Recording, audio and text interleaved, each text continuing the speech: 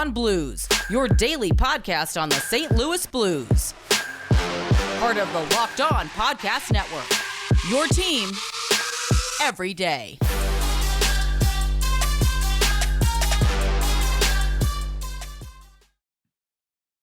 What's going on, everybody? Welcome back to the Locked On Blues podcast, part of the Locked On Podcast Network, and your number one source for daily blues content.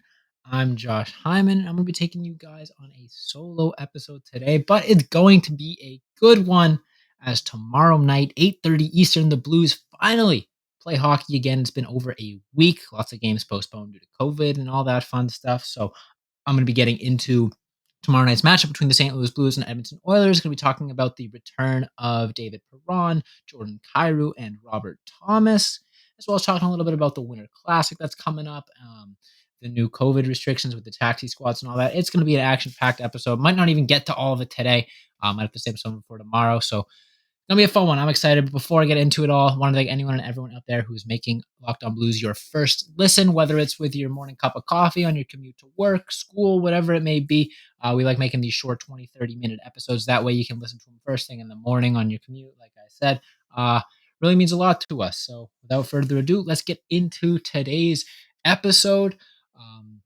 The St. Louis Blues take on the Edmonton Oilers tomorrow night at 8:30. I'm going to be talking about the specifics of that game a little bit in the second segment. But for the first segment, I want to talk about the return of three of the most crucial forwards for the St. Louis Blues that can hopefully get this team a little bit back on track. They did lose their last game after their long point streak that they had. So Jordan Binnington made his return in that last game. Blues came away with a loss, unfortunately. But they are getting some high-powered guys back into their offense, being Jordan Kairu, Robert Thomas, and David Perron. We're talking about all three of them here. Go through each one individually. First, let's start with the guy who's been out the longest and the guy that's been around the longest, and that is David Perron. Perron went down with a head injury a couple weeks ago. Really concerning there, given his concussion history. Seemed like he was getting back up to speed in these past few weeks, and honestly, maybe the COVID postponing games was a blessing for him. You never want to rush back from a concussion earlier than you need to, just because you put yourself at risk of getting another one. So maybe he was thinking about rushing back a little bit just due to the Blues' lack of forward depth with all the injuries and stuff. So getting an extra week and a half to recover probably did wonders to not just him, but the whole team as well. Anyone that was really battling injuries, given the really tough stretch of games that the Blues played. Just played so many games with such a shorthanded roster, it really took a toll on a lot of guys. And as much as it sucks not being able to watch hockey the past week and a half, it was probably for the best, helping the Blues get back up to full strength. And David Perron is a guy that they really, really missed. Really shored up the offense. He was having a pretty strong season, not his best for sure, not quite as good as last season, but still, he was producing points really well and just being a really valuable piece for the Blues. The offense was having a lot of success without him, and even without Robert Thomas and Jordan Kyrou as well. But most of that success was chalked up to the Russian line, and it really felt like if that line wasn't producing, the Blues had a really hard time generating offense. Fortunately for them, that line was otherworldly over the past few weeks. Scoring a ton of goals left and right. But having a guy like David Perron back is going to be huge because wherever you slot him, whether it's the first line or the third line, assuming that second line of the Russians is going to stay intact, he's going to add a lot of firepower to whatever line he ends up on. A veteran guy who knows Craig Berube's system. He's able to play it really, really well. Doesn't make a whole lot of mistakes out there. Just really reliable, and that's something I think the Blues were missing, especially in their loss. It felt like they could have used just a more consistent, reliable offense, and that's something that David Perron can absolutely bring. Moving on to Robert Thomas, another guy that had been missing a few games. Again, interesting to see where he might slot into the lineup with that second line staying intact. You assume he might slot in on that third line, but again, we'll have to just wait and see until the lineup comes out. But another guy that, again, is just going to do wonders for the Blues offense. All it really comes down to is just adding more talent besides just that Russian line of Barbashev, Tarasenko, and Buchnevich, because is if that's the only line that's producing consistent offense, it gets pretty easy for teams to shut it down. And I think we saw that in the Blues' most recent loss, that line had a little bit less success, and I think teams are starting to figure that out. But now all of a sudden, you got Robert Thomas, David Perron, and I'm going to talk about Jordan Kyrou back into the lineup. You can't really just put all your focus on that second line because you got dynamic players up and down the lineup. Robert Thomas is a really, really good player for the Blues. He's had a bit of a breakout year, kind of, sort of. Near the team lead in points, ton of assists. I don't know if he still is the leader in assists. I know he was before his injury. Um, just creating a ton of offense, making gorgeous passes, and really just playing with a lot of confidence, like I said. So he's a guy that's going to come back and do wonders for the St. Louis Blues as well. I'm excited to see him play, but the guy that I'm most excited about getting back into this lineup, and I'm assuming all you are as well, is Jordan Kairu. Huge breakout year for Kairu this season. Blues fans kind of saw it coming. We knew that he was good. Last season he had a really strong start to the year, and then petered off a little bit towards the end. But this season has just been outstanding from Jordan Kyrou. It was really tough to see him go down with that injury, because the Blues definitely really missed him and his dynamic speed and all that. So having him back in the lineup, hopefully he doesn't miss a step and is able to produce like he was before. I'm really excited to see, if he can continue the momentum that he had earlier in the season, or if we see sort of a similar trend to last season where second half he kind of slows down a little bit, teams start figuring him out. I don't think that's going to be the case. Just watching him this season, he seems dominant. He seems like he's the best player on the ice at times when he's out there. And anytime that you're, that good, you're going to get points. And obviously Jordan Kyrou was doing that, leading the team in points before he went down with his injury as well. So three guys there that are going to be huge for the St. Louis Blues in this matchup against the Edmonton Oilers. But also just moving forward, the Blues had a lot of success with all their injuries, but it definitely felt like it wasn't going to last forever. Just because of how strong that second line was producing, and just with the lack of depth that they had, it really felt like something had to give, and it did. They came away with a loss in a pretty tough game, a pretty disappointing game in Jordan Binnington's return. So definitely needed an injection of offense, and what better way to get that than from Robert Thomas, Jordan Kyrou, and David Perron. I'm really excited for this matchup tomorrow night, mostly just because we haven't had hockey in so long, but also, it's the Edmonton Oilers, watching Connor McDavid play, against maybe his rival for one of the best skaters in the league, Jordan Kairu. So it's going to be a really fun matchup. I'm getting into that during segment 2 of today's episode. But first, I want to tell you guys about Bet Online. Now, if you're like me and you think Jordan Kairu is going to continue to dominate the season, you think he can put up a ton of points, and you can put your money where your mouth is at BetOnline. BetOnline has you covered this holiday season with more props, odds, and lines than ever before. As football continues its march through the college bowl season and the pro football playoffs, BetOnline remains your number one spot for all the sports action this season. Head to the website or use your mobile device to sign up today and receive your 50% welcome bonus on your first deposit. Just use our promo code LOCKEDON to receive your bonus. From basketball, football, NHL, boxing, and UFC, right to your favorite Vegas casino games, don't wait to take advantage of all the amazing offers available for the 2021 season. BetOnline is the fastest and easiest way to bet all your favorite sports, so don't wait to take advantage of all the amazing offers available. BetOnline.ag, where the game starts, and I'll be right back.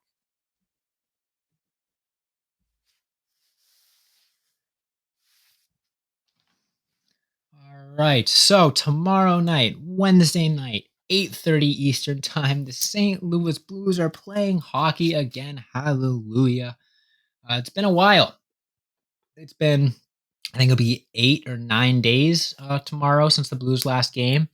Um, obviously for us fans, that sucks, not having hockey to watch. But like I said before, I think it's going to be an absolute blessing for the Blues. They were playing a ton of games and not a ton of days, and doing all of that with an absolutely beaten, battered roster. I don't know. I think the Blues haven't been fully healthy since like November 11th, something like that. Um, so definitely something that they needed, because you saw guys playing through injury. You saw Braden Shen, forced to suit up and play through his injury, and that led to him. I guess he didn't re-aggravate it, as per what we know, but still, I have no doubt that him coming back a little too soon because of the lack of forward depth and pretty much the Blues' hand being forced by the NHL not implementing restrictions, which I'm going to get into later, by the way. The NHL is finally now coming around to adding the taxi squad and all that. A few weeks too late, because unfortunately the Blues had to be a little bit ahead of the curve in terms of COVID cases, and it absolutely screwed them. And now that more teams are doing it, the NHL's like, oh, wait, maybe our setup isn't great. Maybe it is kind of hurting teams. Let's postpone games. Let's add a taxi squad. Would have been nice a few weeks ago is all I'm saying. I'll get into that after I talk about the Edmonton game. Um, but yeah, I do think it's going to be a blessing for the Blues. I think it definitely wore on them. You could definitely tell in that last loss that they seemed tired. They seemed out of it. Um, just because of the frequency of games and the depth that they were missing, it definitely took a toll. You can only have guys like Dakota Joshua and Logan Brown play above their expectations, so much. It's gonna catch up to them eventually, and it did. And fortunately, the Blues got the next few games postponed to kind of have a chance to right the ship and get their sea legs back under them. I'm expecting to see a really rejuvenated Blues team tomorrow night. Obviously, Edmonton's in a similar boat. They haven't played in a long time as well, so going to be fresh legs on both sides. But Edmonton didn't have the struggles that the Blues did in terms of depth, in terms of injuries. Guys like Jordan Kyrou, David Perron, and Robert Thomas, who may have come back a little sooner than they needed to if those games last week hadn't been postponed, now had even a few extra days to recover, get up to full speed. And then not just them, anyone that was nursing an injury that we didn't know about, or a sickness that we didn't know about, or was just fatigued, or whatever, what have you. The inevitable results of playing as many games as they did with as shorthanded of a roster as they did.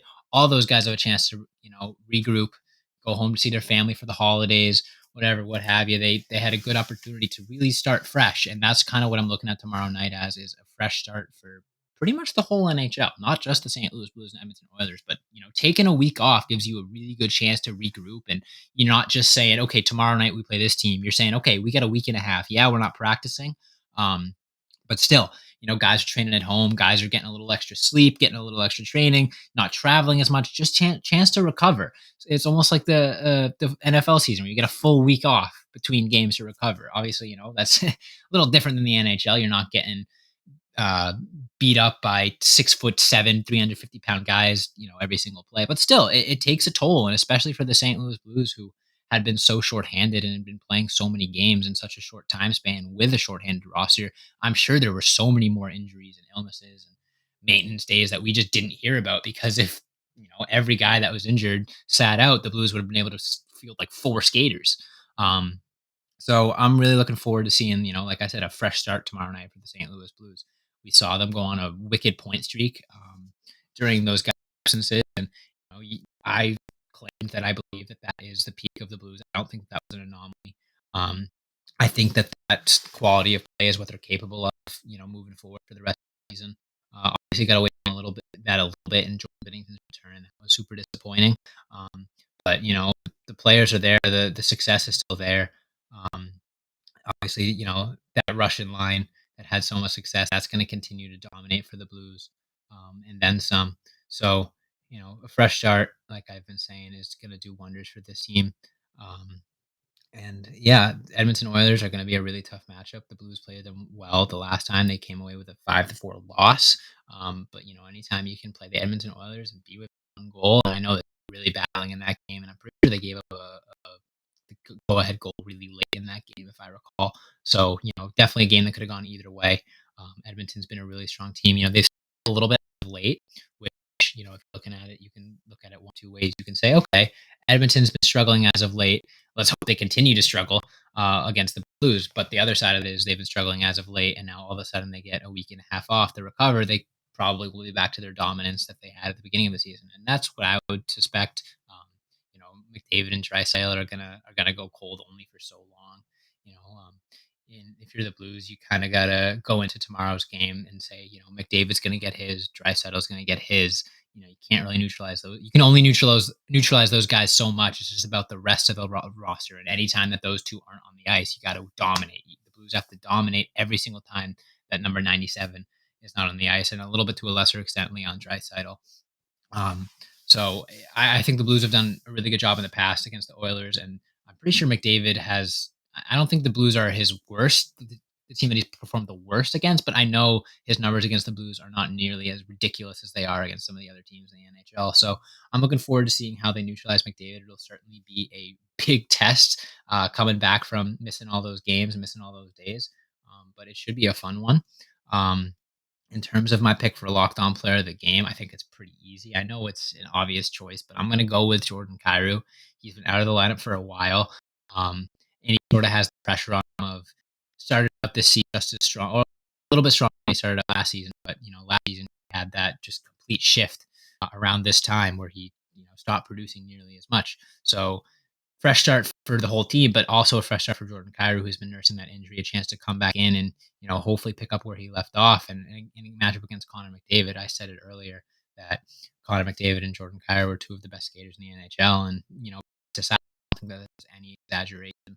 Um, the skating comparisons between McDavid and Kyrou were given to Kyrou even before he got drafted. I remember reading reports that his skating rivaled that of Connor McDavid. Obviously, no one's going to be able to skate as well or as fast as Connor McDavid. That's not what I'm trying to do here. But similar play styles. McDavid's obviously way better at it because McDavid's way better than every single person in the NHL at what he does. But similar play styles between Connor McDavid and Jordan Kyrou. Sure, I'm really looking forward to seeing those two go head and duke it out. Kyrou's been most dynamic forward for the St. Louis Blues this season, and Connor McDavid's been the most dynamic forward in the NHL for the past 5 seasons. So I'm really looking forward to seeing those two match up. I think Kyrou's going to have a strong night. I think he's been itching to get back in the lineup, and we're going to see that out of him tomorrow. Now we're getting close to that third segment. So in the third segment, I'm going to be talking about wrapping up the preview between the Blues and Oilers. Going to give us a quick score prediction, and then I'm going to be talking about my frustrations with the NHL finally putting in COVID restrictions and taxi squads and all that, but too late for the Blues. So don't go anywhere.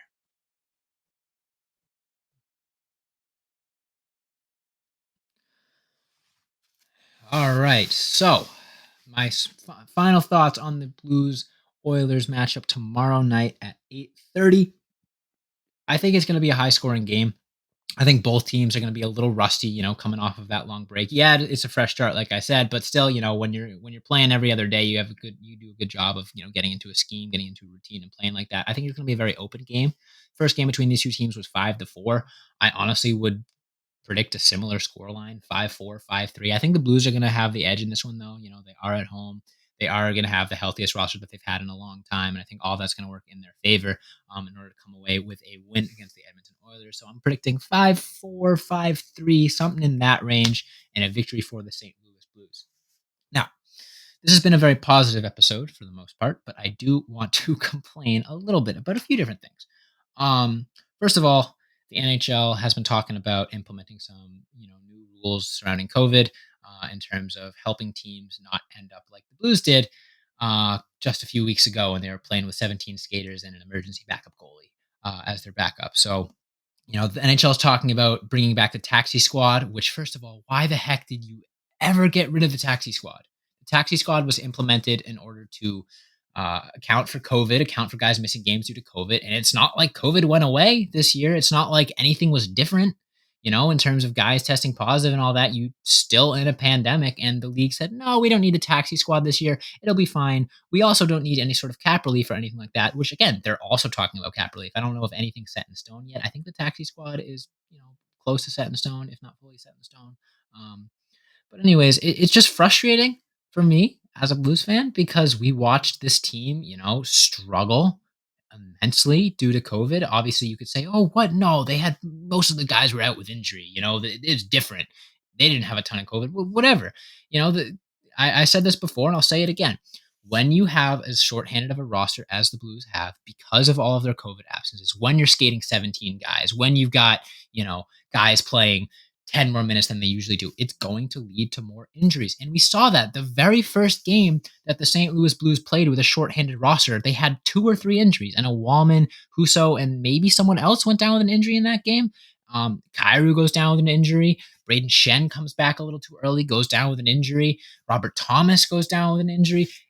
I'm not going to blame all of that on COVID, but I said it before all those guys went down that I would not be surprised if we see the injuries pile up due to the Blues' struggles right now with COVID. And sure enough, key guys got injured for the Blues, and they were forced to just play through it. They were forced to play with 17 skaters, which is unprecedented in the NHL, literally not having enough players to field a full roster. Unprecedented. The Blues had to do it.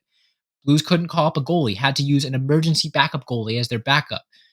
Unprecedented. Again, 4th, 5th string goalies playing for the Blues. I mean, obviously, that's nothing the NHL could have done, but still, it was very frustrating to watch. And Tommy and I were saying it over and over again that we really want to see the NHL implement restrictions, and the NHL just or not restrictions, implement like a safety for when teams are in this situation, a taxi squad, whatever. And it was so frustrating for us to watch the Blues continue to struggle, and the NHL just stayed silent about it. No extra help, no taxi squad, no nothing. And we were like, all right, fine. Blues will get through it. They're winning games. It sucks, but whatever. And I even said the Blues are not going to be the first team to deal with that this season. And sure enough, a week later, the rest of the league ends up where the Blues were. And what does the NHL does? Because it's not just one team, because now it's a couple teams and a couple big market teams, it's like, oh shoot, we should probably do something about this.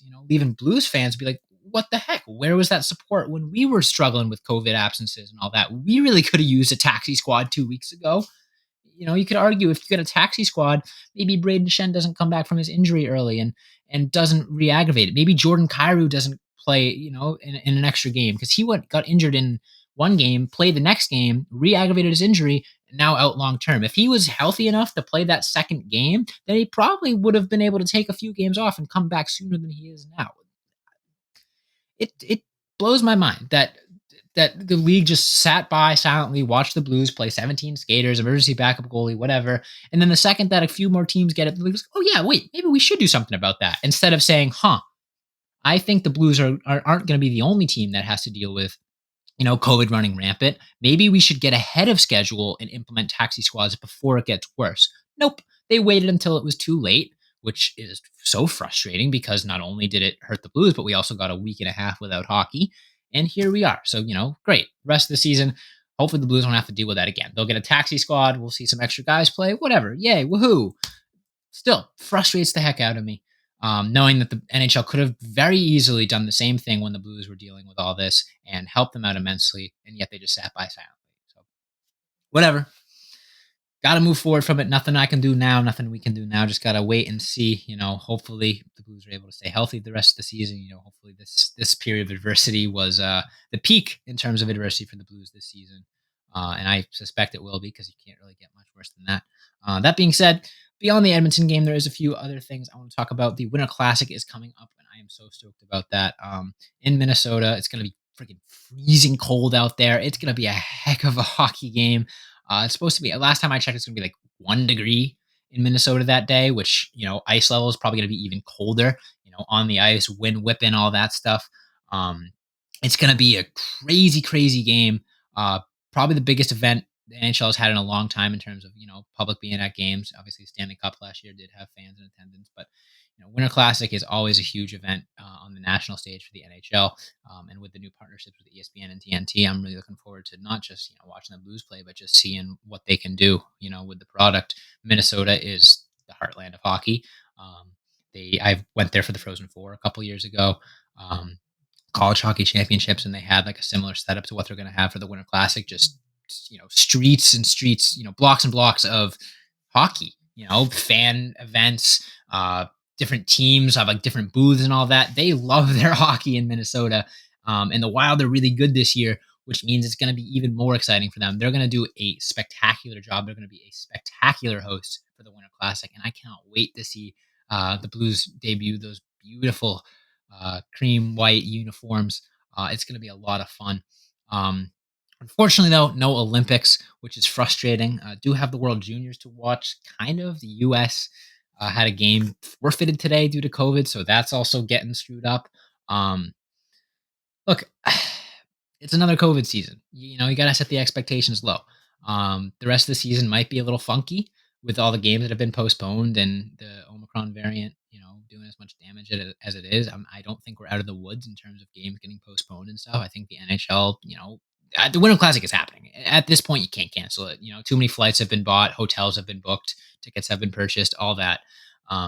Winter Classic is happening, and I think that the NHL is kind of getting the league back up to schedule, before then because of the Winter Classic. I think if this was like in the middle of February, they'd maybe be a little bit more passive in terms of return to play. But because the Winter Classic is right around the corner, they don't want that to just be, the first thing that they do and have all those tests, occur because, God forbid, Winter Classic gets postponed. Obviously, that's not going to happen.